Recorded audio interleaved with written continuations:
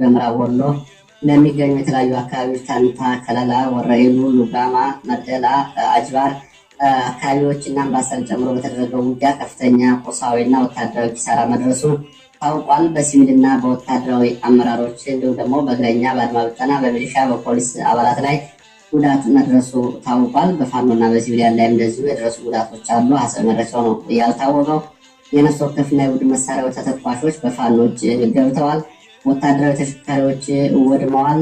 ወታደራዊ ማዘዣ ካምፖች እና ጊዜያዊ የሎጂስቲክ ማከማቻ ካምፖች እንደዚሁ ወድመዋል። እንዲሁም ደግሞ በፋኖ ተይዘዋል።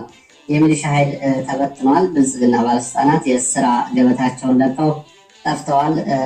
ጥቂቶቹ ይህን ተከትሎ እንደዚሁ ከወረዳ ጀምሮ ያሉ የብልጽግና ባለስልጣናት በዘመቻው በመገደላቸው እና ይሄ የተሰማው መረጃ ድንጋጤ ፈጥሮባቸዋል። በብልጽግና ባለስልጣናት አንዳንድ የብልጽግና ባለስልጣናት የሀዘን መግለጫዎችን ትናንትና አውጥተዋል ደግሞ አስተላልፈዋል። በዘመቻው ጋር በተያያዘ ብልጽግና ባለስልጣናት እርስ በርስ በመወነጃጀል በቁጥጥር ስር የዋሉ መኖራቸውም ታውቋል። ዛሬ ማለዳ የወጡ መረጃዎች ናቸው።